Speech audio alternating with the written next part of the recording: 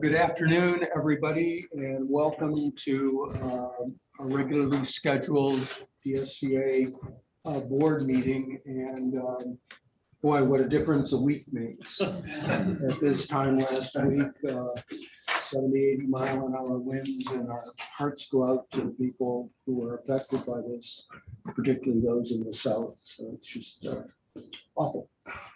I do have a quick update. Our marketing admin, Robin Parsons, who lives in Northport, reports, I just got an update from her, still without power or internet, but it is what it is at this point. She can at least get out of the house, get gas, and the assistants, some have electricity, but very little internet. So that's down in Northport area. Just awful. Well, thanks everybody for being here, and count our blessings for what happened here in Sarasota. Let's see if we have a quorum. I think we're missing a couple folks, but clearly we have enough of us. Jamie and Roger is in Venice, I think, so he's likely having a good time. So we'll call a quorum established. Secretary's report, we circulated, and thanks Patrick for your ongoing help with the minutes that were for last month. Were there any additions, corrections, comments? I think it's a pretty thorough job. Everybody got 4 pages minutes was pretty sharp. Thank you. Yeah, thank you. Yeah. We set the new standard. Our president. Yeah, so read the minutes, folks. There's a lot of good information there on the speakers and everything. So I read them, so I move we approve them. All right, do we have a second? second. Okay, all in favor? Aye. Aye.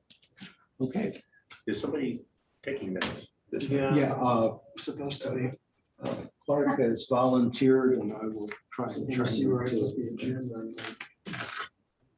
Electronic file. And speaking of Clark, sir, do we have a treasurer's report? Yes, we do. We have all $5,881.28 in our Seacoast account. Okay. And that includes the $650 from the Cadence Bank on their platinum membership renewal. Which we appreciate. Yes, Okay. which was missing for a while. Do we have any payables, obligations on Lough? Not that I know of. Okay. For the events, so the past event and the upcoming one are pretty well all. Yeah. We I'm have some trying to catering think for what the upcoming one. We have a rental charge, but I think you paid that already. Yeah. And the one coming up is an Argovation, or is it? Go to Church of the Redeemer. Yeah. Oh, okay. I haven't seen the bill for that. Send it to God. That's why. Well, good. With that said, Clark, thank you. As new business, Ken, would you introduce our guest speakers? Sure. Well, recently, the Florida Studio Theater has developed a new project for downtown. It's a very complicated project.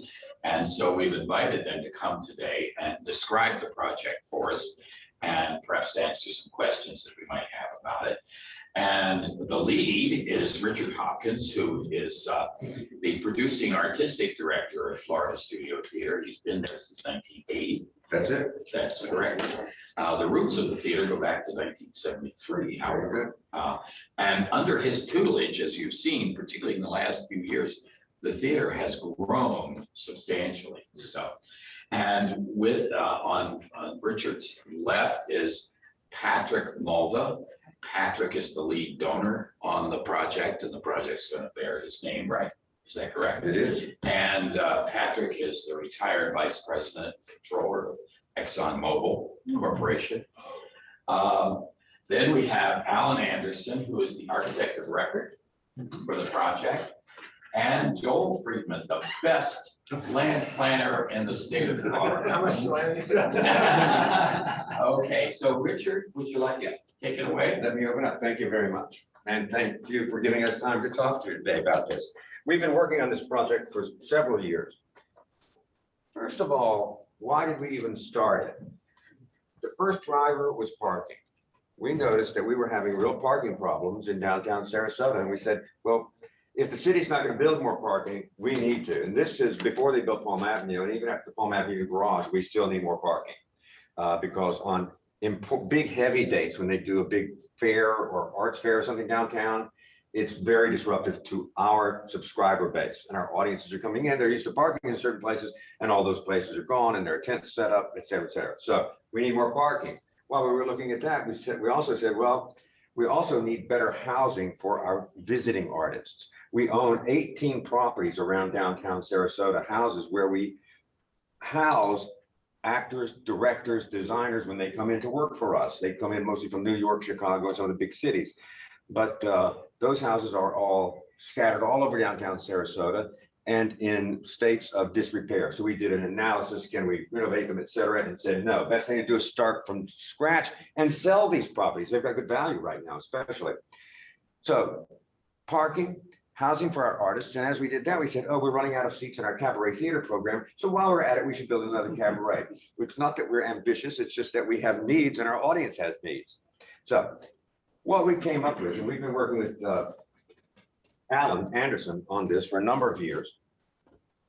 And this gives you an idea. Can you see it over there? I want to make sure these guys can see it. You okay over there? Zoom folks, can you see this? I can see it. We're okay. All right, thank you. So what we've I got can see here, it. this is being amended actually, because we are seeing an 11-story building here. It's dropping back to a 10-story building. Anyway, we have 2 floors. Well, let me be clear first. This is the existing Gumpert's Theater that we built an annex to 8 years ago. All right. And the first 2 floors of the proposed project are theaters and spaces that house those theaters. And then the next 4 floors on this are parking, right? All acts, go ahead. 3 floors. Yeah, we're cutting it back to 3, but they're looking at a picture that has 4. Oh, yeah, that's- We're cutting it back to 3, right? That's why it's gonna go from 11 to 10.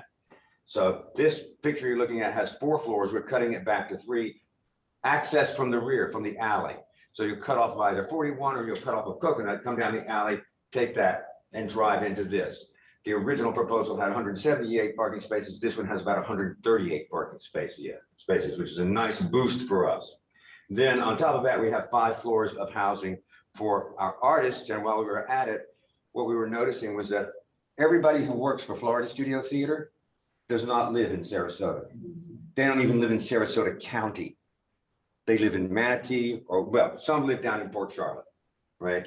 They can't afford to live here. So what we're also incorporating into this is workforce housing, affordable housing, that what you're looking at will be 50 hotel rooms for all of our visiting artists and another 40 2-bedroom, 2-bath apartment units rented under market value to artists and arts workers who live here in Sarasota full-time, year-round, fulfilling that need of letting real working people and artists and arts workers live downtown. And the beauty of that is, instead of having those 18 houses that we presently operate, we'll be able to condense all of that, have all of it right here, eliminate a fleet of 12 cars that we have to provide to those actors, bring it down to 2 cars because they can all live right here, walk to shopping, walk to the grocery store, walk to work, and not have, we eliminate 10 parking spaces immediately. So that's it in a nutshell, all right? And I'll turn it over to Alan and let him add to this. You ready, Alan? Absolutely. So I'm going to touch on a few things that was shared to me question wise. I meant to turn it over to Pat. No, I want to Pat to speak. So that was my mistake. No. Right, I want to turn it over to Pat, all of our board member and major donor. Sorry. No, you're good. That's it. I know you want to hear Alan and Joel and questions. What I want to talk about is why. Why are we doing this? As a member of the board, I think I can adequately represent our board members, and then personally. What you heard Richard describe very quickly in detail is what we've all kind of just, it is a holistic approach to what we're trying to accomplish here. You know, the biggest fear that I have as a board member someone involved in this is, people are gonna look at this and say, oh, they just add a bunch of seats in theater and it's a theater, they gotta sell more tickets. Well, there's so much more to this. And when I say holistic, think about it. Richard just quickly ran through it. We gotta house over a season like 250 to 300 actors. We gotta house those people. The housing that Richard described, it's okay. It's old. It needs maintenance. Are we going to struggle to continue to attract the top talent that people have come to expect from Florida Studio Theater? Maybe, maybe not. This will answer that question. Affordable housing. And I think Richard quickly mentioned, but I want to go back. This isn't just for Florida Studio Theater. This is opened up to any artists, so that we're not trying to draw a big fence around Florida Studio Theater and say nobody can come in here. That's not the case. Will Florida Studio Theater people be there? Hope so. Hope so. So affordable housing, which again, we all know. So important. One of the other things that doesn't get mentioned a lot, but I really want to mention it is, we have such a big program for kids. And this could give us opportunity to have a lot of space for these kids to grow summertime during the year. And also from a safety standpoint, not that they're not safe today, but we can centralize that work and provide even more opportunities for these kids. And I got to tell you, a lot of the kids that come to Florida Studio Theater are on scholarships. Yeah. We cover the cost. We, the citizens of Sarasota, cover for a lot of kids that can't afford to come to something like that. They're about 30%. About 30, yeah, thanks, Richard, about 30%. So then you kind of step back and you say, you know, you could quickly say, well, the board wants to sell more seats. Well, the good news is most of the time we're pretty much sold out, right, Richard? Yeah. But there's also another key here, why we want more seats. Well, yeah, we want more people to enjoy the arts in Sarasota. But one of the tenets, and when I joined the board, Richard and Rebecca, Richard brought this home to me, and he brings it home to the board all the time, at affordable prices. I'm not trying to run an advertising campaign. Look at the ticket prices at Florida Studio Theater. And that's so anybody in Sarasota surrounding area can afford to come to the theater. Now, I'm not trying to take on the competition here. I'll just challenge you. Look at our ticket prices. Look everywhere else. And you can afford to come to Florida. And the people that can't, we'll get them in the theater one way or the other, right? Right. Right. That's what's really, and so when I step back and look at this thing, yeah, we want more people coming to Florida Studio Theater. Florida Studio Theater brings in something like 300, and you know, I live in a condo downtown too, and I can say, oh no, when I say this number, we bring in 300,000 people over a season into Sarasota to enjoy the arts. So you're going to get it bigger and there's going to be more people. Well, I know as condo owners, you might say, I'm not sure we need more people, but it's the growth. It's the engine of the city. It's what Sarasota is about. And so when I look at this, it's like, wow, wow, help some kids, affordable housing, bringing in actors. You know, it's just so much more. And that's, to me, the message that I want to leave you with when you think about this and you think about how it is going to inconvenience people. We're going to bust everything we can to not inconvenience, but you're going to have more people downtown. That's a good thing. We really think that's a good thing. I have to tell you just one really quick story because I want these guys to have plenty of time. When Richard and Rebecca first sat down with Mary and I and talked about this building, I'll never forget this as long as I've been. Here is the artistic director, the person, the brains and the heart and soul behind Florida Studio Theater. And Richard starts to explain a parking lot problem.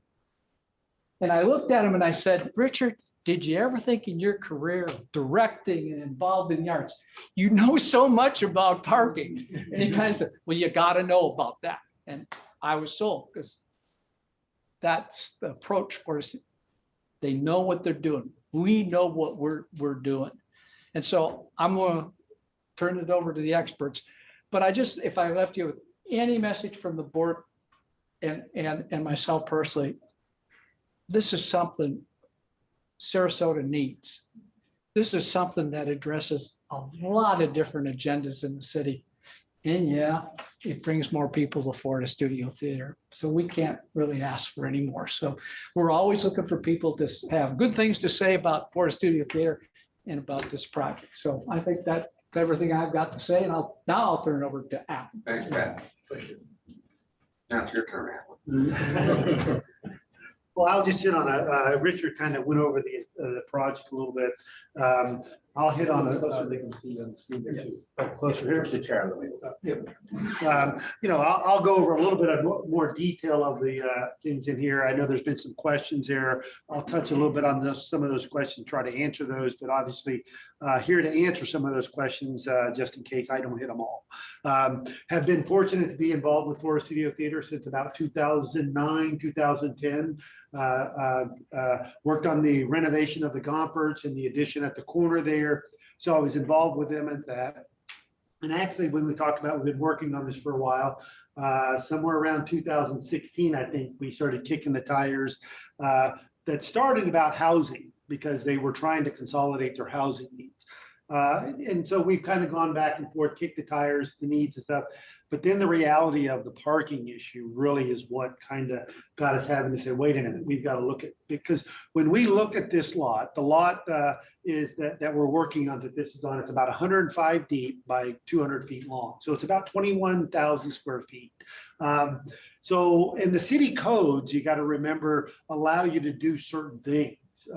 And the code allows you to do certain things. So you kind of have to take advantage of that and do what the code says you can do on those things. And so we began looking at this and how do you use this property, how you develop it and stuff. So there are the theaters on the ground floor, and then there's the parking levels and the housing. All of that, the parking that we have is all dictated by what the code says that we have to do to calculate it. And the first floor, which is about it's about 15,000 square feet roughly when you take the ground floor minus the ramps, minus the 2 stories of the cabarets and the spaces, because the volume, it's 2 stories, but there's a lot of open space. If you've been into the current theater, when you go in there, there's a lot of similarities. We're trying to match and create the same spaces that they've experienced at the other theaters and such. So it's a lot of duplication and similarities of that because we like to create familiarity with the patrons and stuff in the space. So all of that space and all of that theater space has calculations built into that for the parking requirements based upon what the city zoning dictates and tells us to calculate. Then you go up to the residential sides of it. The apartments are required to provide certain required parkings for those spaces, for each of those. And then the hotel also generates a requirement on the parking. So all of our parking requirements were generated based upon what the city told us we had to do. And we tried to steal a few more. And I say steal a few more. Again, the goal was to fulfill as much parking as we could possibly get, knowing that they have the need and stuff. So that's kind of what is generating here. But you've got there's several entrances along the front that go into the different cabarets and as well as the different theaters. I think there was mentioned a question about the base flood elevation and where are we? As one of the questions, our main theater and the main floor is at above base flood elevation or at base flood elevation requirements. A portion of one of the theater is below base flood elevation because of the ramp and the height requirements that we need to accomplish to get that, but that'll require flood proofing. So, and meet those standards and requirements. So there's all requirements that are out there that make us have to do certain things. So when you look around town of things that are being built, those things are being done based upon what the code says we have to do and stuff. And when you're below base flood elevation, it's either an unoccupied space or it is flood proof is what they call it. So then the parking, again, the parking layout, originally there was a discussion about trying to have the 11th floor. That came about, just so you know, by the city has in their code book and zoning books to allow you to provide parking to the city based on certain criteria. And it's a matter of coming to agreement as to what that the criteria is. We got to the point where it was spending too much money on a parking floor that we couldn't have control over. So that's why we're kind of going down the path of of going back to the 10th floor. What that does for us is that puts us all in conformance. We are with everything we have, and that what we're proposing is conforming, with the exception of some signage and a few elements on the building, but our core structure and such, really by going back down to 3 floors, it actually puts us in complete compliance with the city codes. And also, again, a few signage things that we're trying to get a little bit of relief on, because they like to be seen. We like to know, It's a theater. it's a theater, right? And the theater that we look at when we think about is New York City. You look at New York City, you go down through there, you see the theater districts, and it's vibrant. Go down there now on an afternoon, showtime, and hey, listen, you may show up at one time and it seems kind of quiet, but come back out in an hour or so. I've gone down there early for a show, for a cabaret, and I think, wow, it seems kind of quiet. Boy, you come out at 8 o'clock and man, there's more people down there in that area. And some people are looking for parking. If you don't know where to go to park, sometimes it can be a challenge, but there is no, they offer quite the deal too, when they talk about that. When I experienced that, getting involved with them, it made me go out and go to the theater a little bit more. And boy, I sure do enjoy it. It's one of the things that I have to say thoroughly. So with that, I'll open it up, and I don't know if there's anything else I need to mention, but happy to answer any questions. Joel gets to Well, say maybe, yeah, anything. let me just talk, because you guys be getting notices about certain things. Right. We're under what's called the administrative review process for the site plan. However, we have to, oh, sure, I'm sorry. Yep. Yep. Okay, they're great. And even though we're within the code requirements, as Alan mentioned, there are a few what's called adjustments that we have to request. The city staff can request up to a certain level, and then after that, we have to go to the planning board. So you probably will be getting notice about a planning board public hearing requesting for some adjustments. Now, what are these adjustments?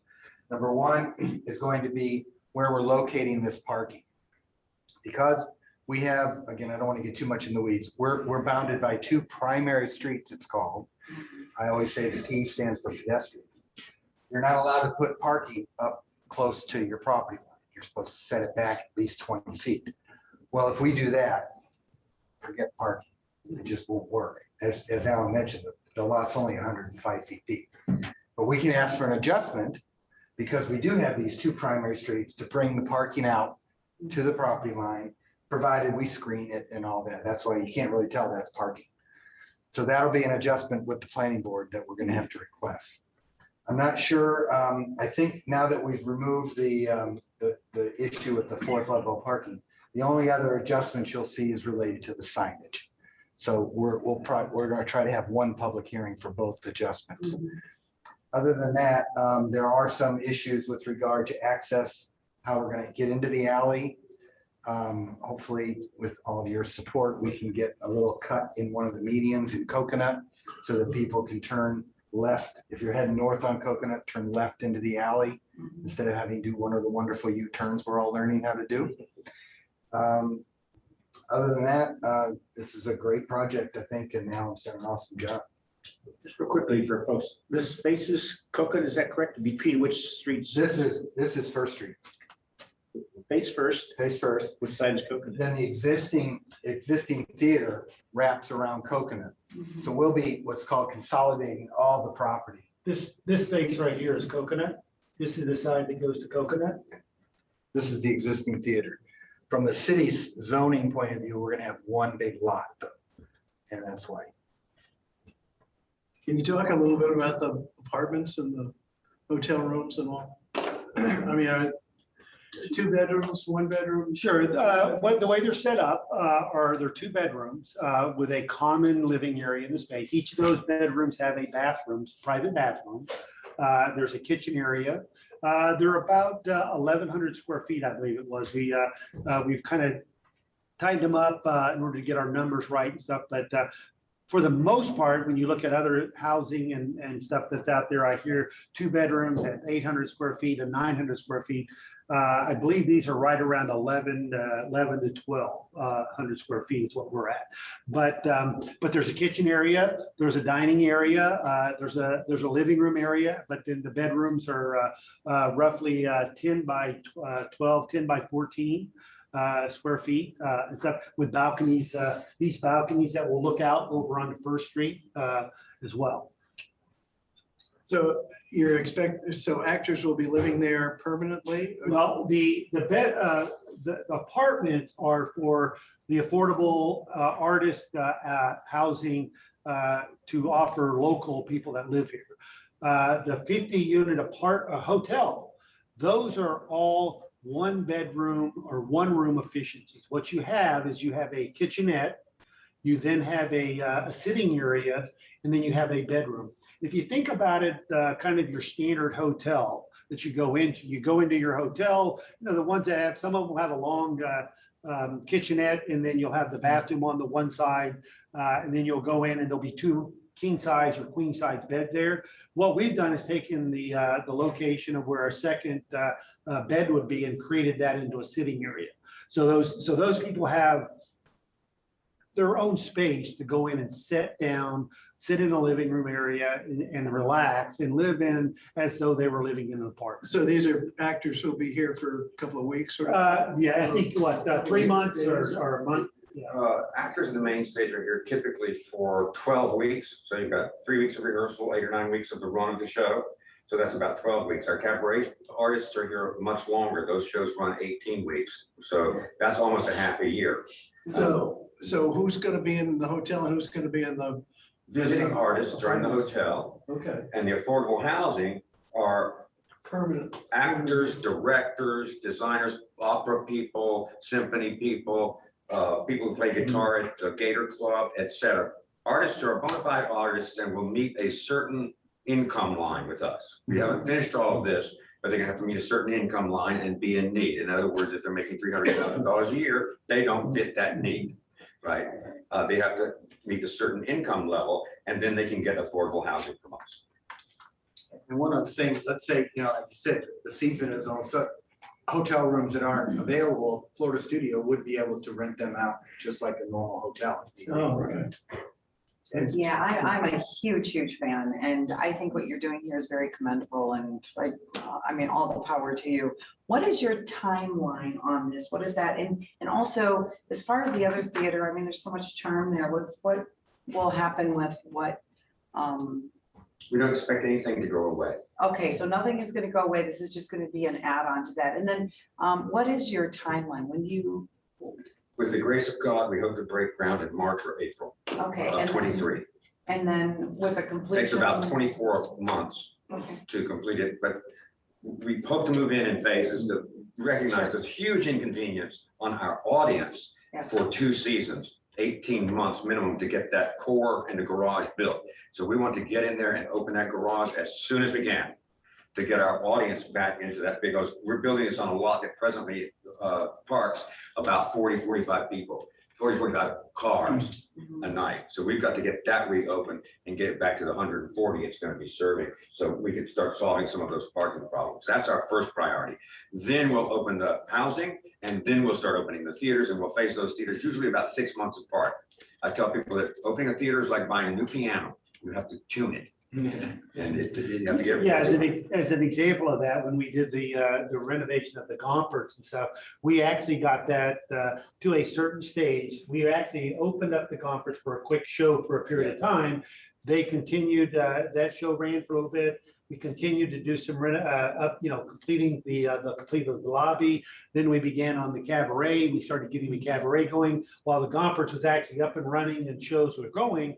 And then came the back theater, where they do the improvs and stuff. Yeah, so we face all of that. We do what we call a soft opening, open it for as short a run as possible, find out what's not working, close it down, put audiences in other theaters, and go back in and fix all of those problems that we've identified with real life human beings walking in, sitting down, checking the acoustics, checking the lighting angles and all of that stuff. So in the end, how many theaters?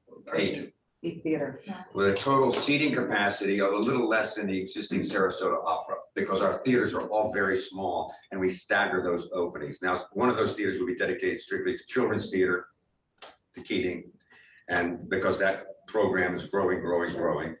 And it's our hope that that will continue to grow and that we can get that subscriber base. Because if you live in the neighborhood, you see the buses pulling up all day, every day. One question about the right-of-way treatment, sidewalk widths, amenity strip, what are your plans along First? Along First Street, actually, what we have there now is what we're going to be maintaining. What you've got there is landscape areas that the city has brought out. They've also cut back areas in for loading areas and then some parking area. So as we look at, so if you look at what you've got there, the part of the front will pretty much remain as it is. And then as we come along here, there's parking spaces in front of that they will maintain.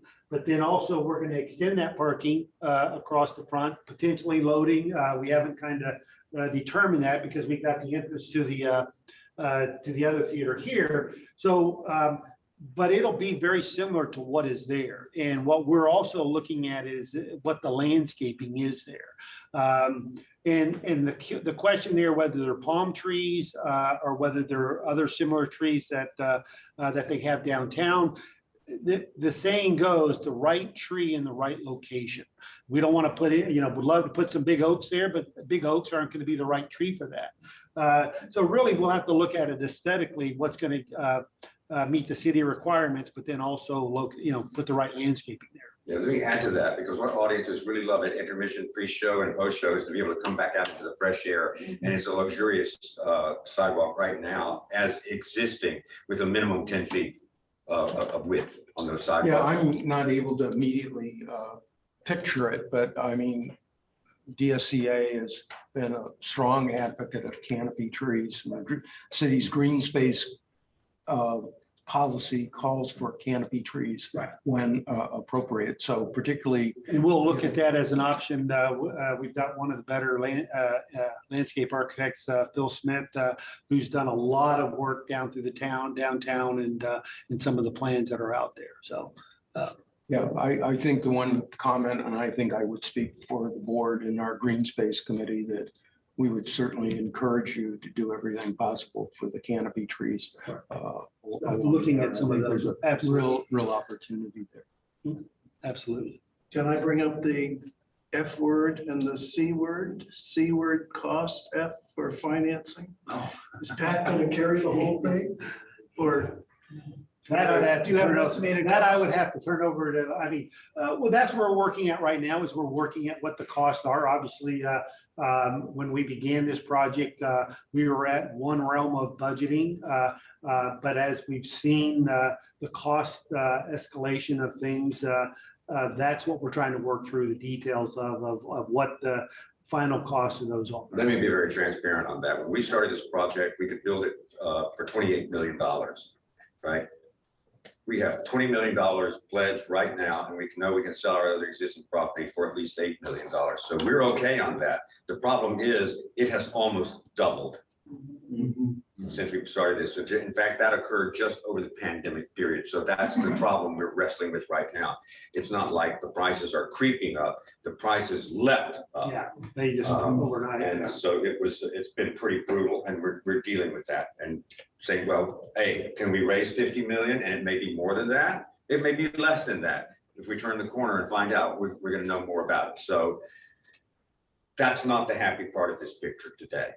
That's a real danger, and there's a lot of clouds on the horizon for us there.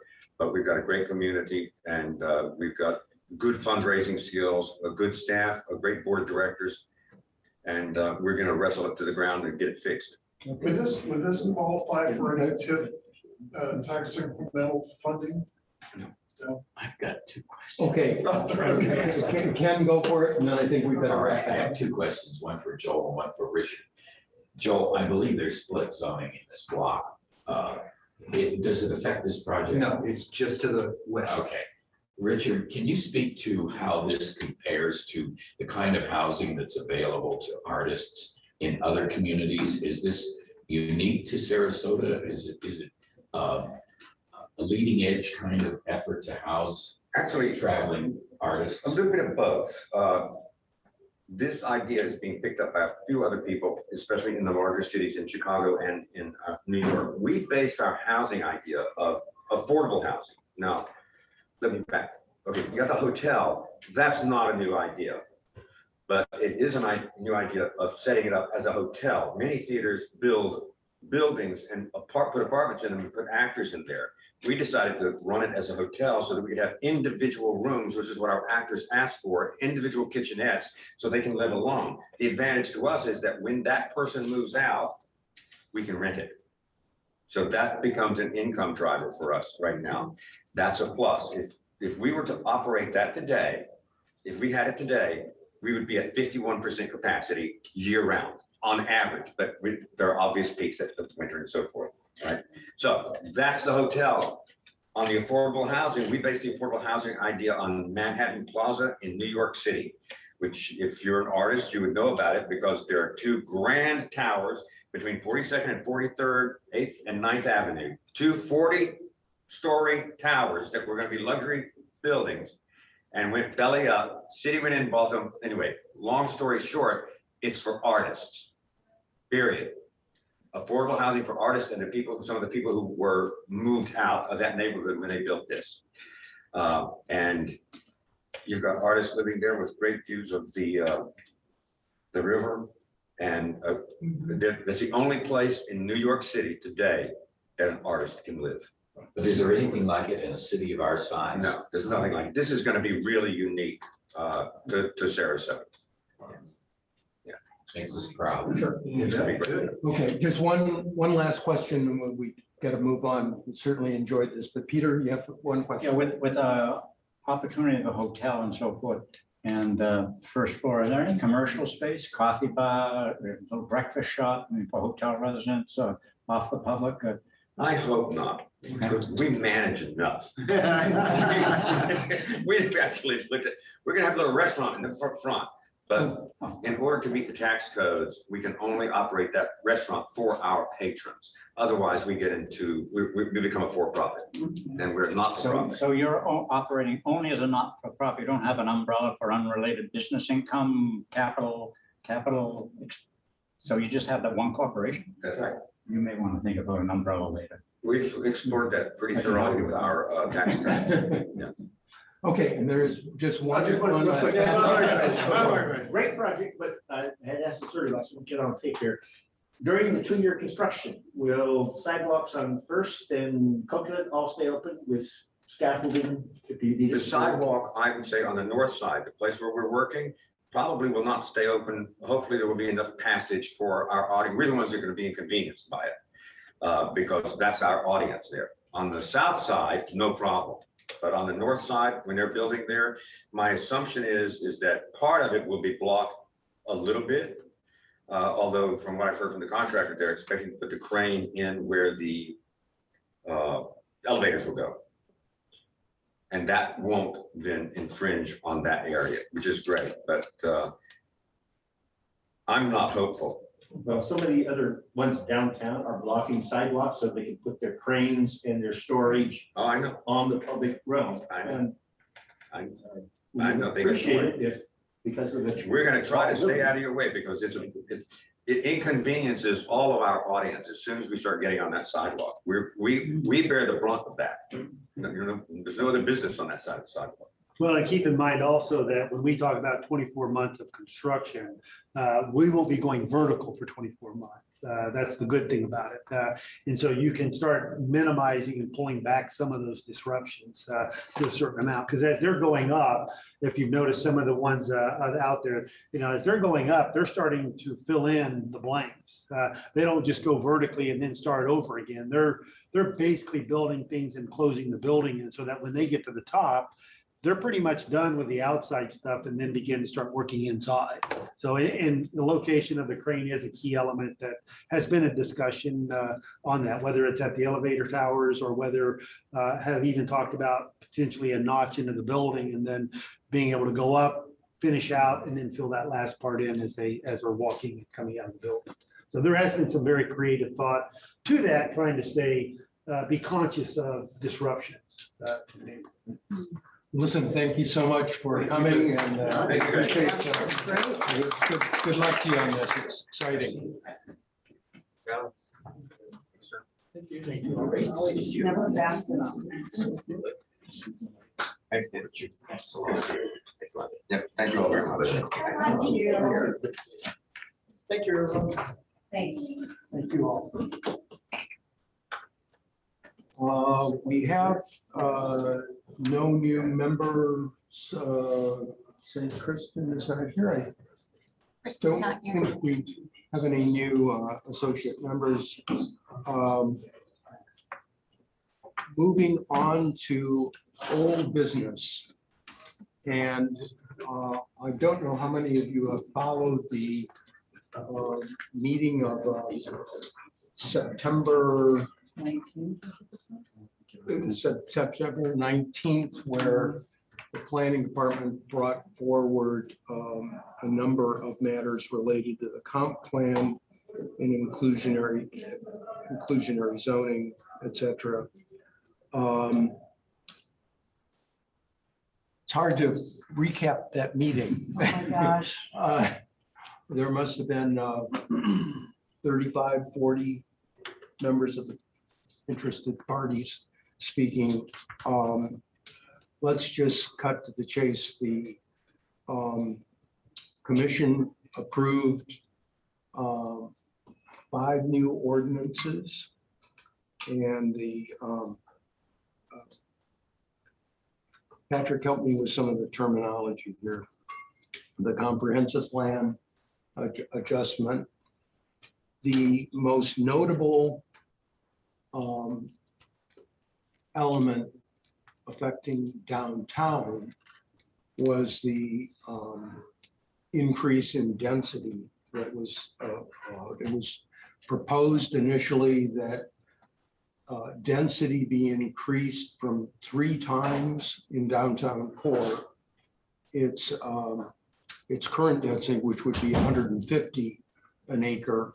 And after discussion and lobbying, shall we say, by some parties, that was increased to 4 times the base density. Now, for reference, I understand the DeSoto apartment and 1350 Main are in that 200 region. So the kicker here, to me at least, was there was a discussion that they could get that increased density with increased affordable attainable housing, but that was not defined.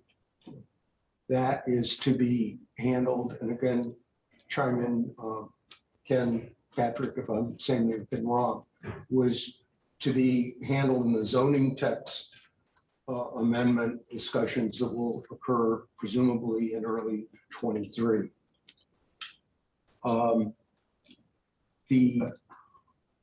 There were many comments by Marlon. I think he used the word robust a number of times as far as a promise for community engagement as things get, these zoning text amendments get drafted.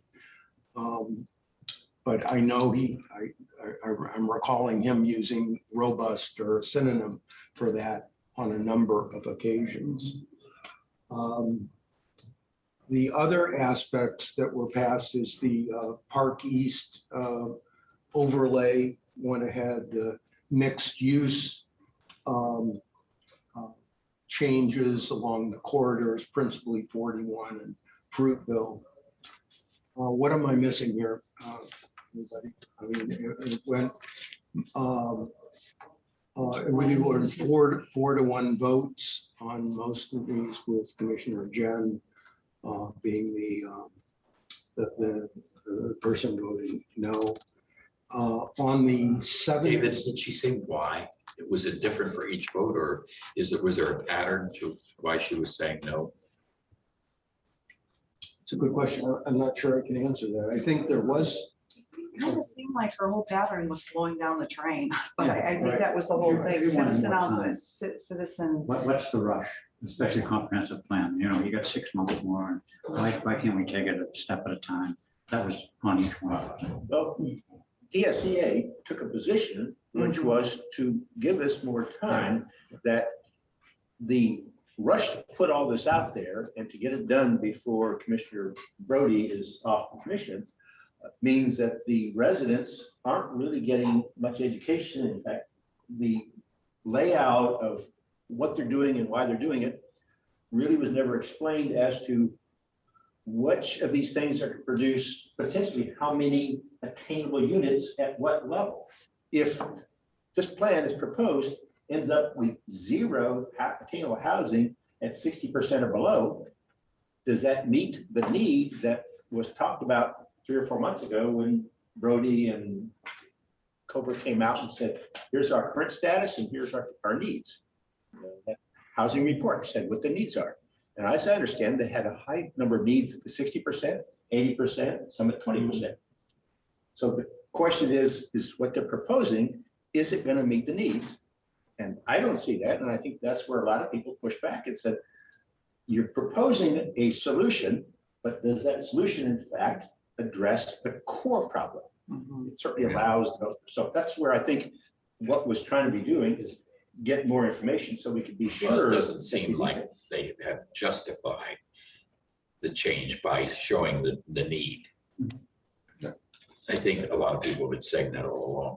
Well, I think also all 5 ordinances have to come up for second reading. And I suspect there will be some tweaking on second reading. You know, in second reading, sometimes they just kick the can down the road on some issues too. So. Well, Debbie Trice at the candidates forum talked about the need to talk about that data. And then Jennifer said, well, I have the data, Right. but why isn't it a part of the discussion at the table? I think the good news was that when she did her presentation at one of the commission meetings, she made some suggestions. They did go back and they tweaked they took into account some of what she said. That's the good news. We had a lot of professional people speaking at this last meeting. Great points being made that I hope gives pause for them to go back and rethink a few things. Well, we will know as early as tomorrow because the second reading is the 17th, at the meeting on the 17th of this month. Right. And the advanced materials for that typically come out on Thursdays afternoon. So we may well know more about this as soon as tomorrow. Right? No, next Thursday. Tomorrow will be the 6th. It'll come out 13th. Thursday the 13th. No. They're typically out. 10 days? No, Be on the lookout for it. at least. Yeah. So I don't know what else there. It seems. On the one hand, I'd like to give the city credit for getting some things done. I would like them to have had a little more input, and I hope we can still push for public comment in various places as we go along. But I think the city recognized that we need to get something done and we need to take some action. I would have preferred to have it after the election than before the election, but still, I think the city deserves, the city and staff deserve some credit. Actually got a written proposal on the table. Right. We've done a lot of talking for years and nothing's ever happened. This is as far as they've ever gotten. The farthest they've ever gotten. That second reading, after the second reading, so what is the process again? So can it be changed again after second reading? Not or really just after not second necessary? reading, unless you want to amend. Okay. You can always bring an amendment back. Yeah, right. You can actually even continue to amend the comprehensive plan, so. Okay. Always. I don't. This was the discussion that I had in mind. I don't know at this point. It's just kind of wait and see what kind of adjustments may have been made or not. And see how this plays out. Any more discussion on this? As far as a city update, I know Kathy, between you, Yes. anything in particular? I know you're just No, talking no, about- no, and this was the bulk of it, I think, probably the most important thing, but no, unless did anyone attend the DID meetings? I did not. So I would like to put up a couple of items here that came out of the commission meeting this week. Okay. I'll share a couple items here. Right. You want to mention this, David? Yeah, this is about John. Yeah, Moran. John Moran has now officially retired, and at the commission meeting day before yesterday, he was recognized in a special recognition portion of the city commission meeting. So we're very happy to see John and get that recognition. And really, we had a group of us were at a brunch for him with this little bit of a farewell from that position. But of course, he's going to be a village elder for a long time. And we're gonna miss it. And Yeah. his institutional memory. I was at the DID meeting yesterday and I met Julie Ryan, his successor, and she was struggling because she didn't have that institutional memory, and I felt sorry for her. And in addition, John Moran served as the DSCA president from what, 08 to 2012, somewhere in that tough times when we went through a financial crisis in the city. And so he was the DSA president. And when our last resolution, he was declared president emeritus too. So Reese mentioned that. And he has a wealth of knowledge on spreadsheets. As a Yeah. spreadsheet wizard. He seems like he's gonna be a great mentor for the new person coming up and taking over. So he's a past president, and now is a lot of time to devote to DSCA. I think his wife has other priorities aside from all the civic opportunities. So, and if I could, I would like to, they also had another proclamation there. For those of you who don't know, that this is Florida Climate Week. And so they brought this out and all 5 commissioners stood down there and had the picture taken about how they really support putting more trees in Sarasota. So Florida, what did you say? it's Florida Climate Week. Florida.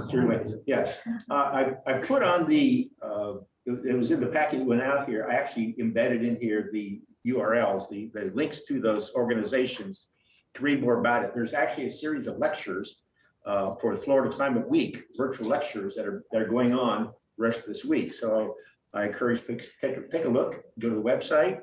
And the people from the Volo Foundation that were made the presentation were very interested in working with organizations such as DSA if we have any projects, because the Volo Foundation is private funding for special projects that could go back there. So this may be something that we'll do a follow-up with.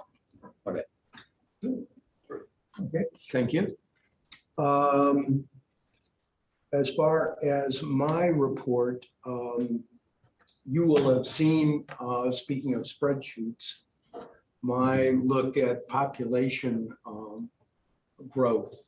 And I've been in touch with the University of Florida Bureau of Statistics, or whatever the folks are called.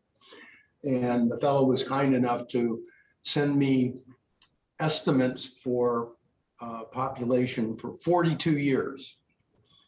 And then contrasting that with the official census. And that's what I sent around.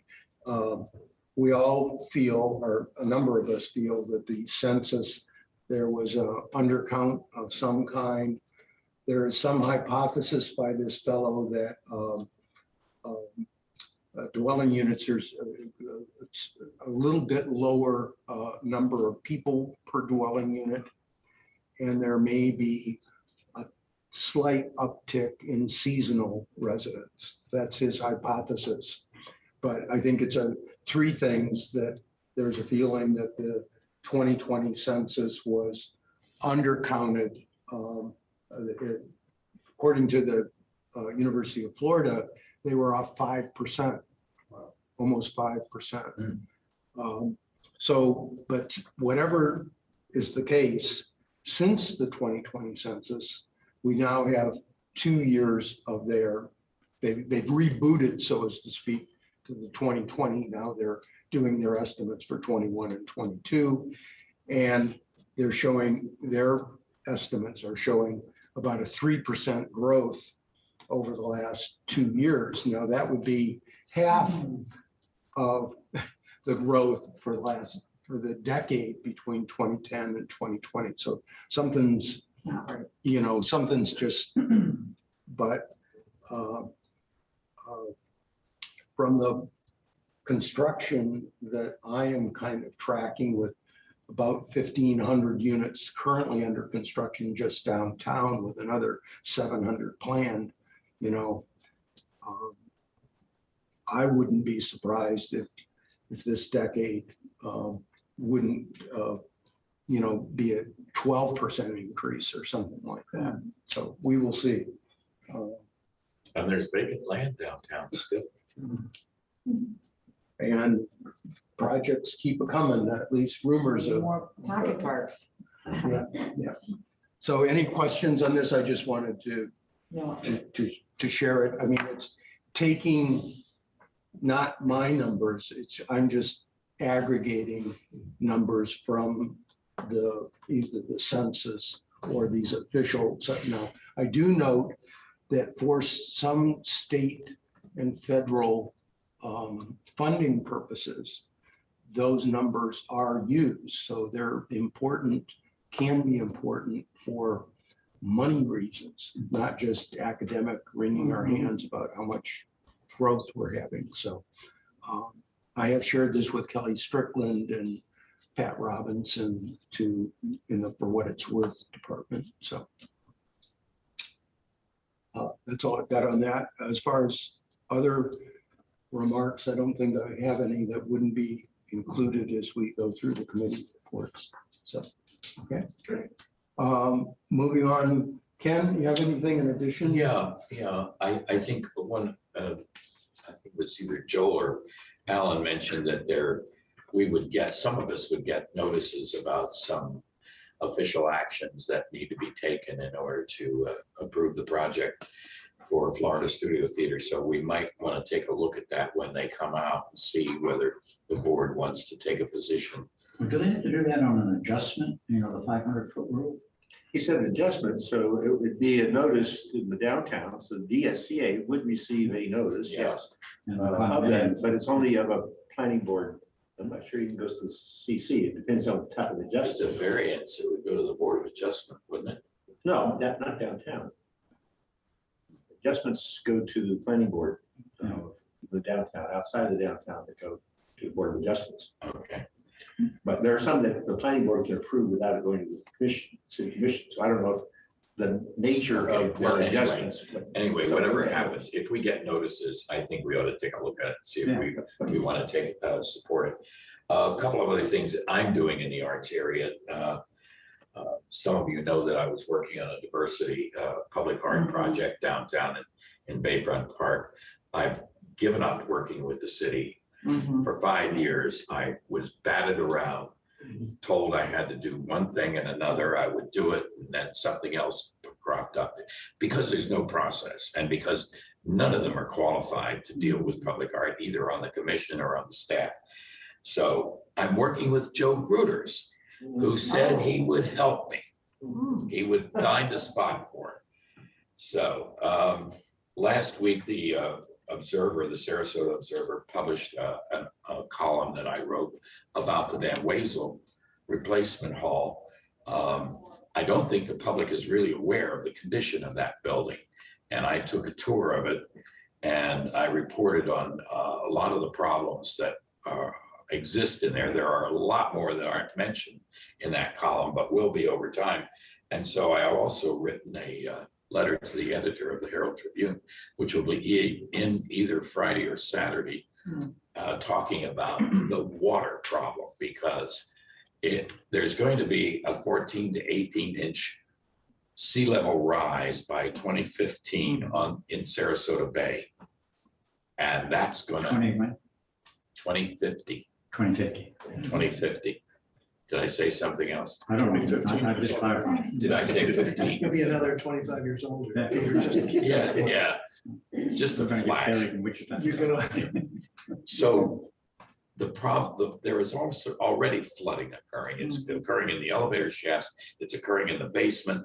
It's occurring in the Founder's Lounge. There's a sewage lift station between the building and the bay, which also floods. So the building is disintegrating inside, and people don't know that. And so that's what this article talks about. I just letter to the editor on this weekend in the Herald Tribune. And I suspect there will be more of them because there's a lot of misinformation, and Dan Lobeck is the worst. Yeah, you know, that would almost be like, Well, he is. That's a fact. it might be even worth it too. I gosh, it would be nice if a news organization would report on it, yeah, and actually see Yeah. that, because there are a lot of people who want that structure to be there, and it's kind of it's a money, Well, the roof needs to be replaced. because I don't know, I mean, I don't know Yeah, what you're and just it's telling gonna me is cost news to millions me. of dollars just for the roof. Mhm. Is there 1 million charge of the Ben Weasel who works for the city and the city staff? Marlon Brown, Oh, it's all, it goes right to the top. yeah, he has to approve. But no one underneath him who's. Well, sure, Mary Bensel manages the place. Right. But there are also public works people. There are Doug Jeffcoat, when he was here, he answered my question. He said, there is no flooding problem. There is a major flooding problem there. And I think maybe it's mainly the public that's got to get their head wrapped around it. Yeah. So I think that, the city and all that, that's great, but it's the public, it's the people who just see that Right. building as Right. a symbol. And So I'm hoping that by doing these newspaper Yes. articles, people will catch, hey, there is a problem. It's not Yeah, just a matter Ken, of I might- preservation. I've been having some contact with Cheryl's people. I can't remember the Kyle was his name. And he was interested in arranging some tours of small groups of the Van Weasel. So Be a great idea. I would be happy between you and me, we can maybe coordinate with him and then Sure. a couple I'd of be glad to. opportunities for the board members and others to do a tour of the Van Yeah. Weasel and see it firsthand. Sure. Great. That's it. Okay, associates events, Jamie and Kristen aren't here, so I guess I'm it. To recap, we did have the candidates forum here a couple weeks ago with probably 45, 50 I people. got 48 without the candidates. And thank you, Peter, for, It's always fun. and I think you did a great job. Patrick, where the video?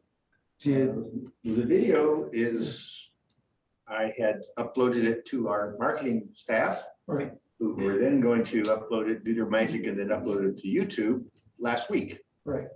But they're without computer access, as I mentioned at the beginning of the meeting, so I am trying to upload it now Okay. and get it out there. If I can send out a message tomorrow or something that, hey, here it is. Okay. Because I know there's another one this Saturday, right? CCNA has another commission, is that this Saturday? No, in fact, no, not to my knowledge. That they're doing a candidate forum I think this is city. on the 12th. City Pack's doing one on On the 23rd. 23rd, but I thought CCNA was doing a candidate forum. They canceled their regular scheduled Monday meeting that Saturday. Whatever it is, there may be but we'll get ours out here. I guess CCNA had its forum already.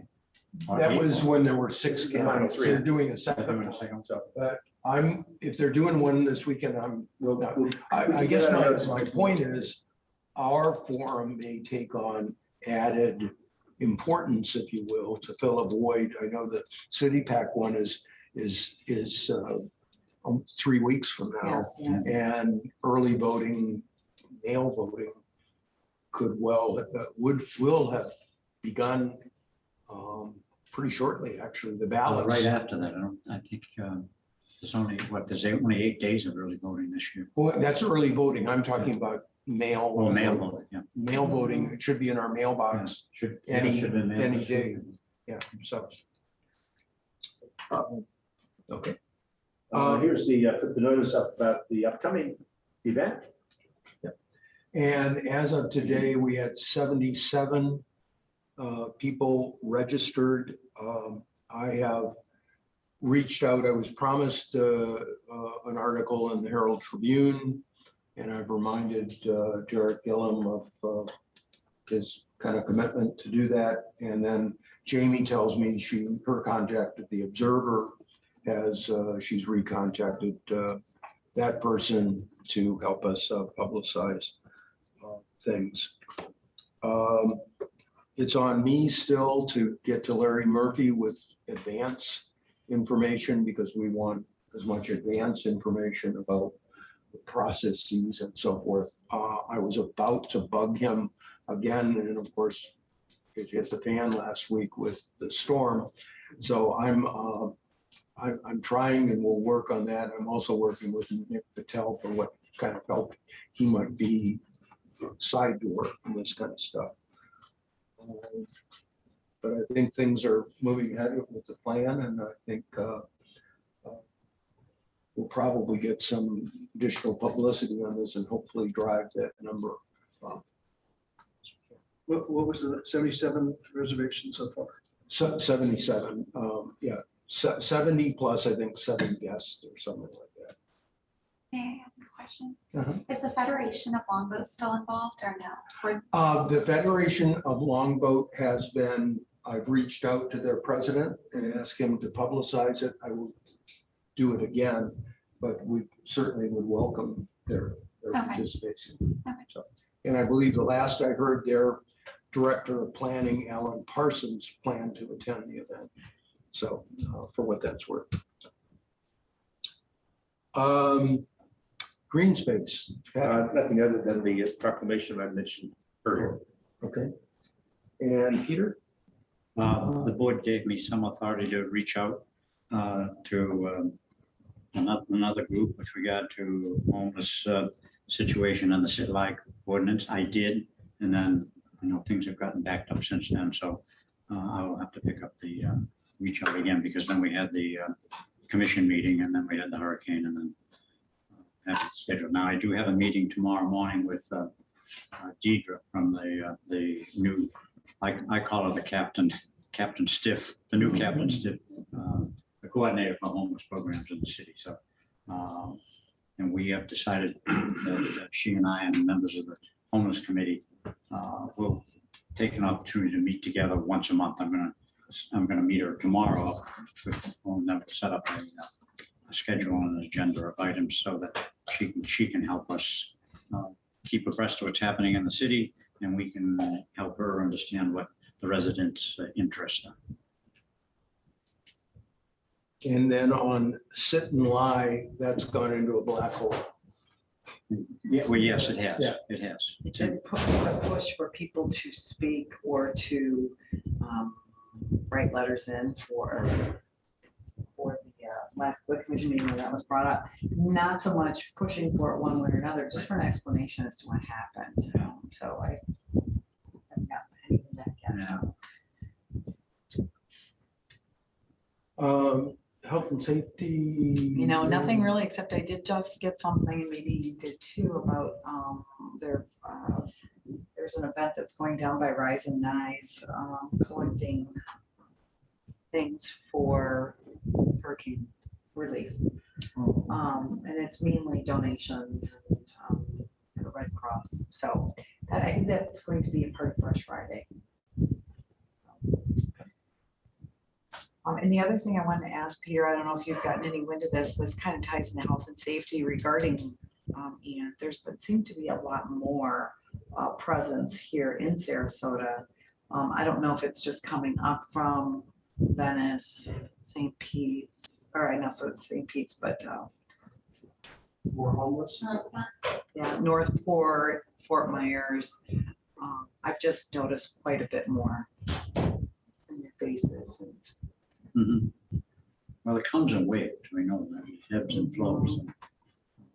And now with the conditions in Northport and Venice and South County, we may see more of an influx. Nobody likes to sleep in water. No, no. On the water, yes. On the water, but not in it.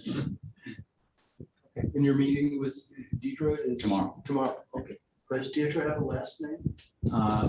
Yes, but don't embarrass me. Oh, too late. A hot team. A hot team's working. And transportation wise, let me just say a couple words. I did, I was suspecting because of the storm that the roundabout that schedule may have been affected. I reached out to, I can't remember the woman with FDOT, and I didn't get a response yet. So I just was, they had been targeting late December-ish, and I don't know how much time they may have lost. One would think at least a couple weeks, but we'll to be continued. Also on transportation, kind of transportation, we were made aware, Ian Black, and I've seen this before, Greenville, South Carolina, has a noise ordinance for vehicles. And they have been using various themes, posting on A-frame little signs like you might see for a restaurant, reminding people in a, be proud, not loud. And some of these are a little on the edge of noise ordinance violators. Fine, let us dine in peace. And I was on the phone today with the communications person at Greenville, South Carolina. She sent me this artwork. And I think there might be something in this I talked to Danny Robbins, with our police liaison, made him aware of it. I'm in reaching out to Diane Kennedy from a code compliance standpoint as far as signs. And if there's concurrence on the board, let me just flush this out a little bit more and see. It seems that this state law just went into effect 2 or 3 months ago.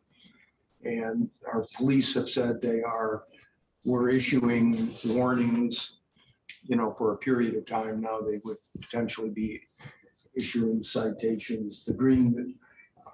How much effect this might have, one doesn't know, but it would be an interesting test. What are the parameters on the state law? Do you know? Is the state law Yeah, different from the 50 city? feet plainly audible. Oh, plainly audible. Right. As I understand it, that is the state standard. So the Greenville, like she said, 98% of the time they're issuing warnings, but they feel that they've had some anecdotal successes with this. And if you look at the picture of their Main Street, it looks vaguely similar to our Main Street. So I'm going to look into this a little bit more and see if there's anything in this, how big of a deal it would be to, get something tested for a couple $100 and printing some stuff. I like the idea. You know how they have the cameras on the lights, the traffic, so you can catch people speeding? I don't know where I saw it or if this is just a concept of doing the same thing with noise, and where you can, it's recorded and clicked, and wouldn't that be interesting? They are, I think, in Paris, and there are certain other municipalities where they have tested this stuff, and as I read, without a lot of success, and with some issues. But So there's a special device, I'm sorry. Yeah. Missing. the They have record, some Yeah. video that has audio with it that gets people. I've forgotten exactly. You know anything? No, I'm just going on like that. So our sound ordinance seems to be, or our sound complaints seem to be addressing moving noise in vehicles more than what it used to address was loud band music on Saturday night after midnight. Is that correct? Yeah. This is only vehicular. Yeah. only That's vehicular. gotten so much better too. That's where I'm concerned. All right. On zoning, we've covered that, I think. Bay Park, Bob? Yep, the city commission yesterday, today's paper showed that they voted 5-0 to approve phase 2, $48 million. There's some concept drawings. I wish we could put them up on the screen. It's going to be primarily along 10th Street. There'll be a day docks there, shade structures, and buildings for food, and including a food truck court down by the Rusty Anchor where the former Coast Guard station was. And obviously the grand opening is going forth October 14th. And they're looking for volunteers, so anyone who would like to volunteer. And they have fairly decent entertainment and venues scheduled for that opening period. I remember hearing a number, they were expecting 50,000 people for the 10 days of the grand opening. And Didn't they say they had 90 events? there, Didn't I hear something like that? 90? they have events morning, noon, and night. You know, they have something for the children for Halloween. They have a movie night with one of those family Halloween movies, that sort of thing. But they're expecting an awful lot over there.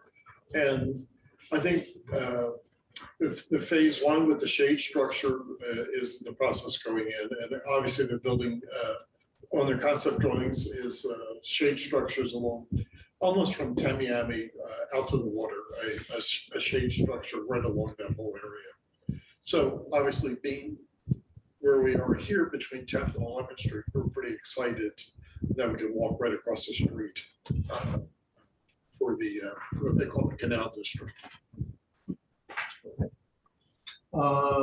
CCNA Ted is not here, other than they delayed, postponed their meeting. I'm not aware of any CCNA events. Rosemary Association Park, they now have the proposal to do the engineering work. That's the good news, but they haven't put a price tag on what it is. So that should be imminent any day. And the hope is the price tag is reasonable and it will be immediately authorized to proceed with the engineering drawings. That would allow us to be approved and built one of these days. So that's all I've got from the room. Who approves the design of the park? Final design before they go engineer and create it. I believe it's going to Marlin, and I don't know what Marlin will. Has there been any public input from the Rosemary or residents as to the final design feedback after the first three? A group of us provided input on the concept, exactly what is going to be the proposal. I don't know if that's a good question. So, whether Marlin wants public input or not. I would assume Marlin I would recommend possibly going to prep as a way of public.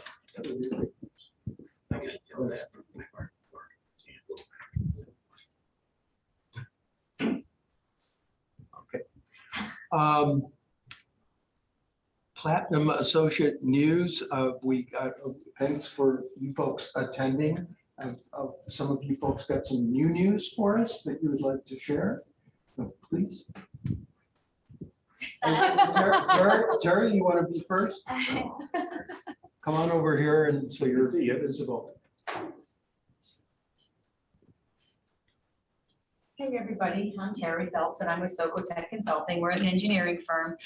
As you might imagine, with Milestone and structural integrity, we're super busy, but now with hurricane, it's crazy busy. So, we're just letting everyone know, please, before you do any construction, have an engineering firm, get out there and look at it because you'll have a lot of implications with defect with your insurances. Right? If you don't have that validation that the structure is sound or whatever. So we're here for you, super busy, but we're gearing up. We brought new people in. We brought engineers from other parts of the country to come in here and help us with everything that we're going through in Florida. So we're here. Thank you. Thank you. All right, you want to stand up? So I'm Melissa, Sam. Hi, everyone. We're with Brown & Brown Insurance on Mike Andrews' team, and with the tragedy and this hurricane, we wanted to come out and basically say, just be careful with who you're dealing with. What we see, especially after Irma, is unethical contractors, and we've heard of some agents that work with these contractors that come out knocking on doors, offering these free roofs, which, as you know, nothing's really free. So just be careful with signing an assignment of benefits that basically signs your rights away to your policy. You lose complete control. So just know who you're working with, talk to your agent, and just make sure that you trust who you're working with. Exactly, because when you do end up working with unethical agents or unethical companies, it ends up biting you in the behind because then you'll see inflation in your insurance costs, which none of us want. So, all right. Thank you. Comments? Good, well, we got more. Oh, we got- Stacy Crowley was on earlier. Is she still there? No. Fred Grady, Fred's there. Hi, guys, I'm here. I'm Kevin Downs with Ask an Adjuster. If it's okay, I can go ahead and speak. Yes. Yes, go ahead. Excellent. Okay, perfect. Well, thanks for having us. And obviously, as you can imagine, a lot of communities were affected by the storm. We're down in Fort Myers now, but we have teams in Venice and Sarasota all the way up to Bradenton. And one thing that we want to do is we want to make sure that we encourage all of your communities to, even if you're unaware of damage, you should have some sort of an inspection, some sort of an assessment done, just to advise you properly, because as public adjusters appointed through the state, what we've typically seen is communities that believe they were unaffected will start to have roof leaks and window issues down the road, and then it may be too late to try to file and recover those funds from the insurance company. So at our company, Ask an Adjuster, we're appointed through the state as adjusters for the community, for the unit owners, and we are tasked with coming out and doing free claim assessments. Basically, we come out, we do a free inspection, a free review of the policy, and we can at least give you some advice. Maybe you have a large deductible, maybe it's not worth filing, or maybe you have a lot more damage that you're just not aware of. And so we want to strongly encourage all of the members to have some sort of a qualified inspection done so you don't end up with huge out of pockets later. Great, thank you. And is Fred Grady on you? Yes. Go ahead, Fred. Yeah, I'm just a visitor, just very briefly, Alderman Oaks is doing well. We were required to evacuate to another community, which we did very successfully. We never lost power. Everyone is well. We have short-term rooms available if anyone is in need of a short-term respite stay of any sort. So Alderman Oaks stands ready to serve. Is that just assisted living, skilled nursing? No, Fred, do you have skilled nursing? no, we do not. We have assisted living. We have rehabilitation. We are not skilled nursing. We are not a nursing home. We are also a licensed hotel and have independent living with, most of you all know Don Fitz as a Cornerstone Life Care, can support independent living with all kinds of services, healthcare included. but we are not a nursing home. Thanks. All right, and is that everybody? Yep, I think that's everybody. Any final comments by member representatives? Anybody have any final comments or questions? If not, our next meeting will be on November 2nd, same time, same place. Any final comments from the board members? If not, let's consider ourselves adjourned. Thank you.